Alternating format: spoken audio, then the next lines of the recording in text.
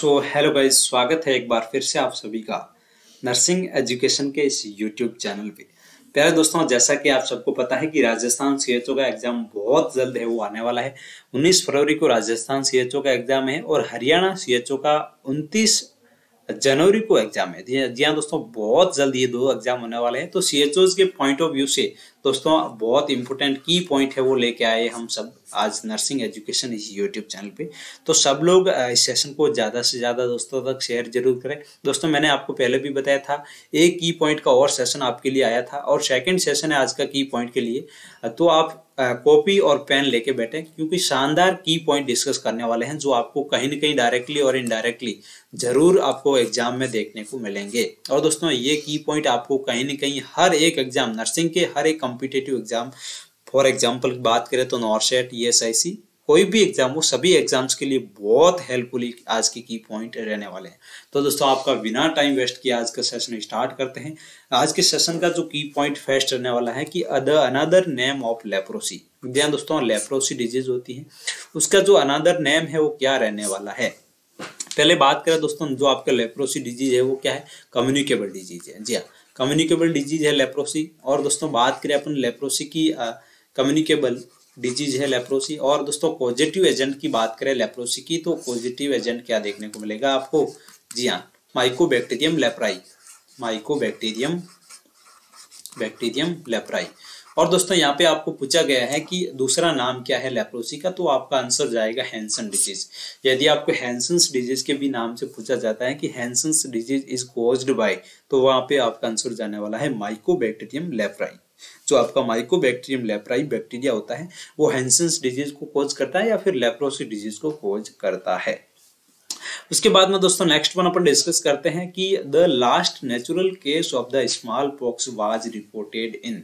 जी हाँ दोस्तों, बात करें अपन की जो लास्ट स्मॉल पॉक्स का केस है वो कब देखने को मिला था, तो 1977 के अंदर जो लास्ट केस है स्मॉल पॉक्स का वो देखने को मिला था, रिपोर्टेड हुआ था।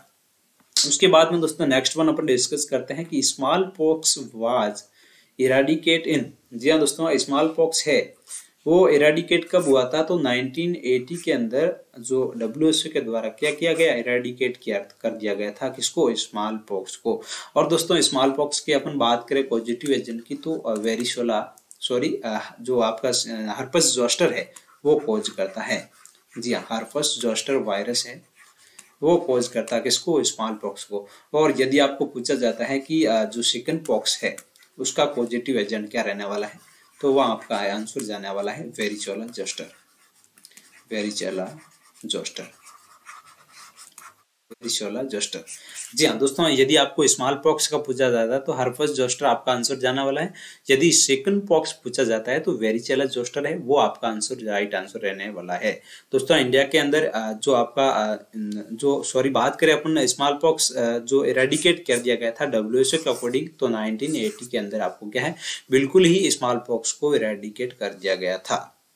उसके बाद में दोस्तों नेक्स्ट वन अपन डिस्कस करते हैं at institutional delivery BCG OPV। उसके बाद में hepatitis B vaccine are administered at birth. जी दोस्तों, ये सारी जो आपकी इंस्टीट्यूशनल डिलीवरी के टाइम, जो एट बर्थ के टाइम BCG वैक्सीन होती है, OPV होती है बैसिलस क्लाइमेट ग्यूरिन, उसके बाद में OPV ओरल पोलियो वैक्सीन और हेपेटाइटिस B वैक्सीन, ये एडमिनिस्टर्ड की जाती है एट बर्थ। यदि आपको पूछा जाता है कि एट बर्थ पे कौन सी वैक्सीन एडमिनिस्ट्रेट की जाती है, तो आपका आंसर जाने वाला है BCG, OPV और हेपेटाइटिस B। यदि आपको प्रायोरिटी बेस पूछा जाता है कि एट बर्थ या फिर एज अर्ली एज पॉसिबल कौन सी वैक्सीन एडमिनिस्टर की जाती है, ये तीनों ऑप्शन आपको डाल दिए जाते हैं, तो आपका वह आंसर जाने वाला है हेपेटाइटिस B। जी हाँ, हेपेटाइटिस B क्या है कि एट बर्थ से लेके विदिन 24 आवर्स के अंदर अंदर आपको हेपेटाइटिस B का इंजेक्शन लगाना होता है। उसके बाद में OPV है वो 5 ईयर तक भी दे सकते हैं। और BCG की बात करें तो दोस्तों, यदि आप BCG वैक्सीन को एज अर्ली एज पॉसिबल या फिर 1 मंथ तक यदि BCG वैक्सीन देते हो, तो उसकी जो डोज है वो रहने वाली है 0.05 ml। जी हाँ, यदि आप 1 मंथ से लेके 1 ईयर तक यदि बीसीजी वैक्सीन देते हो तो उसकी डोज रहने वाली है 0.1 ml इंट्राडर्मली। ये इसका दोनों का जो रूट रहने वाला है इंट्राडर्मली एडमिनिस्ट्रेट करते हैं। और दोस्तों बात करें साइट की अपन तो लेफ्ट अपर आर्म पे जो एडमिनिस्ट्रेट किया जाता है बीसीजी वैक्सीन।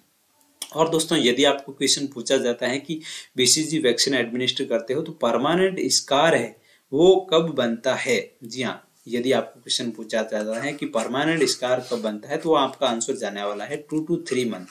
यदि 2 to 3 मंथ पूछा जाता है या फिर वीक्स के अंदर पूछा जाता है तो वह आपका आंसर जाने वाला है 8 to 12 वीक्स।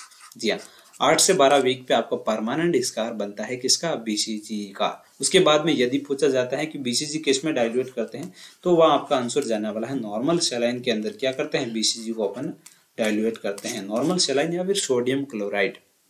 और यदि आपको क्वेश्चन पूछा जाता है कि जो बीसीजी वैक्सीन है आफ्टर डाइल्यूट अपन कितने टाइम तक यूज करते हैं तो वह आपका आंसर जाने वाला है कि 3 to 4 आवर्स के अंदर आपको यूज करनी होती है, 3 to 4 आवर्स। या फिर उसके बाद में पूछा जाता है डिस्कार्ड कब करते हैं तो आफ्टर 6 आवर आपको क्या करनी होती है, बीसीजी वैक्सीन को डिस्कार्ड करनी होती है।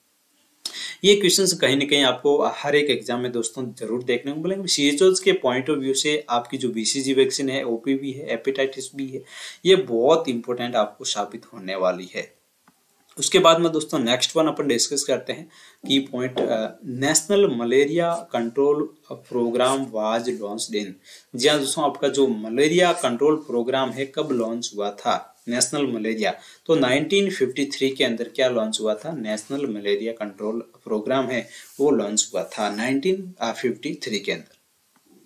उसके बाद में दोस्तों बात करें अपन baby friendly hospital initiated was started in. जी हाँ, BFHI वाज लॉन्च्ड इन, ये कब लॉन्च हुआ था तो आपका इंडिया के अंदर पूछा गया है तो 1992 के अंदर इंडिया के अंदर लॉन्च हुआ था, स्टार्ट हुआ था BFI। ये मेनली किसके लिए यूज किया जाता है, जो आपका ब्रेस्ट फीडिंग को इम्प्रूव करने के लिए मदर और बेबी को क्या किया जाता है, दोनों को अटैचमेंट किया जाता है, जो ब्रेस्ट फीडिंग के लिए मेनली यूज किया जाता है। Baby friendly hospital initiated by, मतलब मदर और बेबी की बॉन्डिंग को इम्प्रूव करने के लिए, ब्रेस्ट फीडिंग को इम्प्रूव करने के लिए और बेबी को हाइपोथर्मिया से प्रिवेंट करने के लिए। उसके बाद में दोस्तों नेक्स्ट वन अपन बात करते हैं जो आपका DDT इज कॉन्टैक्ट पॉइजन। जी आपका जो DDT होता है क्या होता है, जो कॉन्टैक्ट पॉइजन है वो देखने को मिलता है। उसके बाद में दोस्तों नेक्स्ट वन अपन बात करें, जी हाँ, rabies is caused by RNA virus. जी हाँ, रेबीज क्या है, RNA वायरस कॉज करता है, कोल्ड लीजा वायरस। जी हाँ दोस्तों, रेबीज को कौन सा वायरस कॉज करता है तो लीजा वायरस टाइप फेस्ट है वो कॉज करता है। इसका जो पॉजिटिव एजेंट पूछा जाता है कि रेबीज वायरस को कौन कॉज करता है तो लीजा वायरस फेस्ट है वो कॉज करता है। और मेनली ये RNA वायरस है, जी हाँ, DNA वायरस नहीं है। जो रेबीज है वो RNA वायरस है और लीजा वायरस टाइप फेस्ट है वो कॉज करता है। इट बिलोंग्स टू फैमिली, और फैमिली कौन सी रहने वाली है आपकी, रेबिडोवायरिडी। जी हाँ, रेबिडोवायरिडी आपकी जो फैमिली है स्टीरियोटाइप फेस्ट वो रहने वाली है किसकी, जो रेबीज वायरस होता है जो लीजा वायरस कोज करता है। उसके बाद में दोस्तों नेक्स्ट वन बात करें, frozen DPT vaccine should be discarded. जी हाँ, जो फ्रोजन DPT वैक्सीन है उसको क्या करना होता है, आपको डिस्कार्डेड करना होता है। जी हाँ, उसके बाद में दोस्तों नेक्स्ट वन बात करें बीसीजी से, मैंने आपको पहले भी क्वेश्चंस बताया था कि किसके अंदर डाइल्यूट करते हैं, नॉर्मल सलाइन, सोडियम क्लोराइड।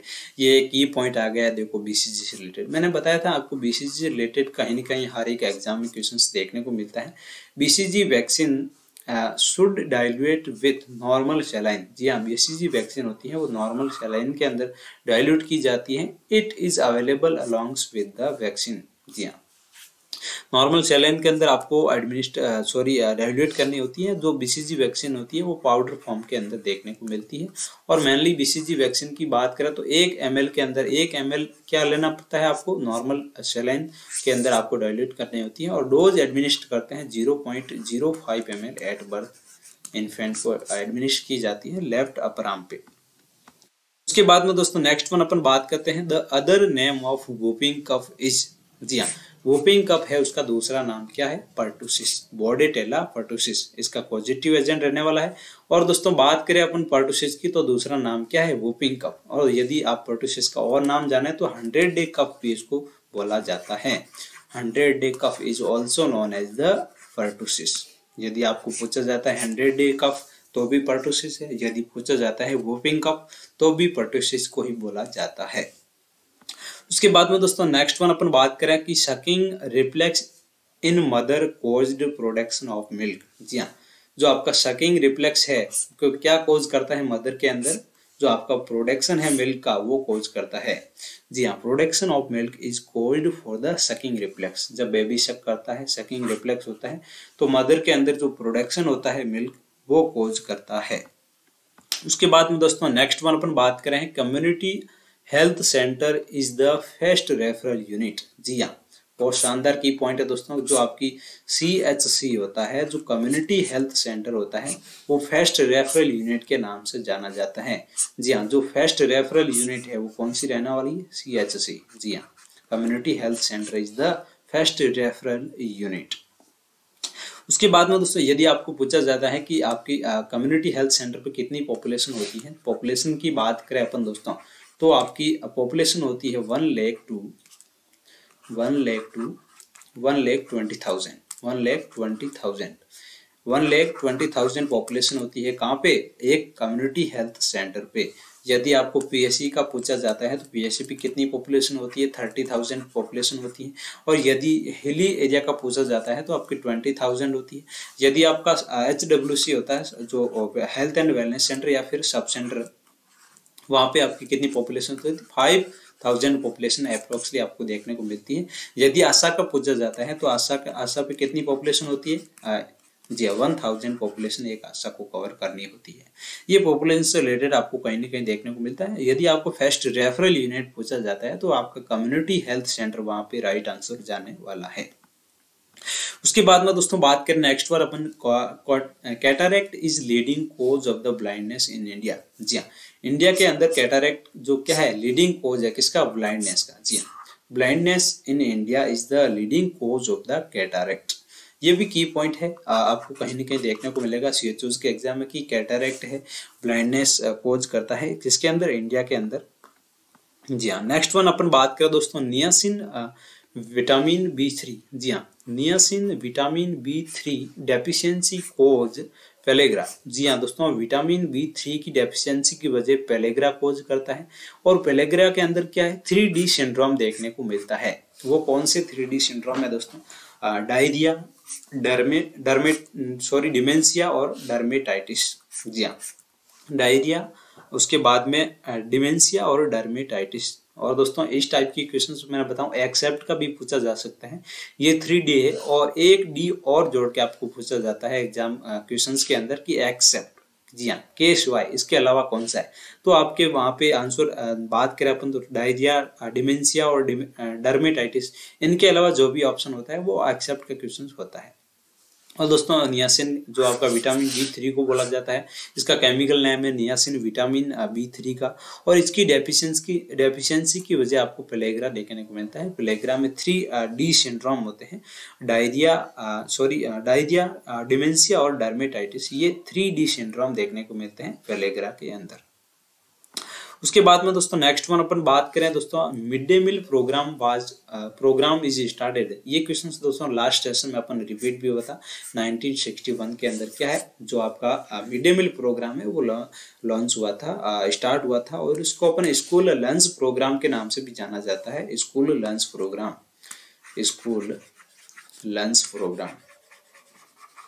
और कब स्टार्ट हुआ था ये? 1961। स्कूल लंच प्रोग्राम के भी नाम से जाना जाता है। यदि आपको पूछा जाता है कि school lunch program was started in, तो 1961 के अंदर ये लॉन्च हुआ था। मिड डे मील प्रोग्राम को भी बोलते हैं। उसके बाद में दोस्तों नेक्स्ट वन बात करें अपन Monday fever is also known as. जी हाँ, बहुत शानदार क्वेश्चन है दोस्तों कि मंडे फीवर है और उसको किस नाम से जाना जाता है? तो बाइसेनोसिस को अपन किसके नाम से जाना जाता है? मंडे फीवर के नाम से जाना जाता है, बाइसेनोसिस। और दोस्तों बाइसेनोसिस क्या है? एक ऑक्यूपेशनल डिजीज है। जी हाँ, ऑक्यूपेशनल डिजीज है क्या? बाइसेनोसिस। Occupational disease. और दोस्तों मंडे फीवर किसको बोलते हैं अपन? बायोसिनोसिस को बोलते हैं। तो इस टाइप की क्वेश्चंस कहीं ना कहीं ऑक्यूपेशनल डिजीज से रिलेटेड भी आपको कहीं ना कहीं देखने को जरूर मिलेंगे दोस्तों। नेक्स्ट वन अपन बात करें दोस्तों बायोसिनोसिस। बायोसिनोसिस कॉज्ड बाय, जी हाँ, मंडे फीवर तो बायोसिनोसिस को अदर नेम है। और बायोसिनोसिस को कॉज कौन करता है? तो इनहालेशन ऑफ द कॉटन डस्ट और अदर वेजिटेबल फाइबर। जी हाँ, कॉटन डस्ट होती है और अदर जो वेजिटेबल्स फाइबर होते हैं उसके इनहालेशन की वजह से आपको बायोसिनोसिस देखने को मिलता है। और दोस्तों बायोसिनोसिस को और किस नाम से जाना जाता है यदि आपको पूछा जाता है तो मंडे फीवर को अपन बायोसिनोसिस ही बोलते हैं। तो Monday fever is also known as the byssinosis. और दोस्तों inhalation of the cold dust की वजह से आपको बायोसिनोसिस देखने को मिलता है। उसके बाद में दोस्तों नेक्स्ट बात करें अपन फादर ऑफ एपिडेमियोलॉजी इज, जी हाँ दोस्तों, फादर है एपिडेमियोलॉजी का वो कौन सा है? जॉन स्नो है। क्या है? किसके फादर है? एपिडेमियोलॉजी। और दोस्तों एपिडेमियोलॉजी के अंदर आपको 3 टायर देखने को मिलता है, जो एजेंट होता है, उसके बाद में होस्ट होता है, एजेंट, होस्ट और एनवायरमेंट। ये आपको एपिडेमियोलॉजिकल ट्रायड देखने को मिलता है, एजेंट, होस्ट एंड एनवायरमेंट। यदि आप क्वेश्चन पूछा जाता है कि epidemiological triad is include in, तो आपको वहां पे ऑप्शन दे दिया जाएगा agent, host, environment, agent, host, उसके बाद में एजेंट। तो आपको वहां पे आंसर देना होता है कि एजेंट, होस्ट, एनवायरमेंट, ये तीनों जो आपका ट्रायड होता है ये एक एपिडेमियोलॉजिकल ट्रायड बोला जाता है। और दोस्तों फादर का पूछा जाता है यदि आपको फादर ऑफ एपिडेमियोलॉजी, तो वहां पे आपका आंसर जाने वाला है John Snow is the father of the epidemiology. Next बात करें दोस्तों कि brachial neuritis is a reaction occurring toward tetanus vaccine. जी हाँ दोस्तों, जो आपकी टिटनस वैक्सीन होती है उसकी और क्या है, जो आपका ब्रैकियल न्यूराइटिस है वो कॉज करती है, रिएक्शन करता है किसकी? टिटनस वैक्सीन की ओर से जो आपका ब्रैकियल न्यूराइटिस है वो आपको रिएक्शन देखने को मिलेगी। तो दोस्तों आज के इस सेशन में अपने इतने की पॉइंट डिस्कस करेंगे। और भी इम्पोर्टेंट की पॉइंट आपको डेली मिलते रहेंगे दोस्तों। CHOs के एग्जाम से पहले आपको daily nursing education YouTube channel पे आपको डेली क्लासेस मिलती रहेगी। SR सर की आपको क्लासेस डेली मिलती थी। अभी SR सर थोड़े बिजी है, उसकी वजह से मेरी जो क्लासेस है आपको डेली मिलती रहेगी। और JR पटेल सर की भी आपको क्लासेस मिलती रहेगी दोस्तों। उसके बाद में सारण सर की भी क्लासेस आपको टाइम टू टाइम मिलती रहेगी। तो दोस्तों आप बहुत शानदार इंपोर्टेंट सेशन आपको इसी टाइप के मिलते रहेंगे इस यूट्यूब चैनल पे। तो कनेक्ट रहे नर्सिंग एजुकेशन यूट्यूब चैनल पे। और दोस्तों अभी मैं बता दूं इश्तियाक अली सर और OP सर की भी क्लासेस बहुत जल्द आपको देखने को मिलेगी इस यूट्यूब चैनल पे। तो आप सब लोग स्टे कनेक्ट रहें और ज़्यादा से ज़्यादा इस वीडियो को भी शेयर करें ताकि सभी लोगों के पास इंफॉर्मेशन पहुंच सके कि अभी नई फैकल्टीज है आपको इस यूट्यूब चैनल पे मिलती रहेगी। जी हाँ दोस्तों, मिलते हैं नेक्स्ट वीडियो में। तब तक आप सब लोग स्वस्थ रहें, मस्त रहें। थैंक यू, बाय दोस्तों।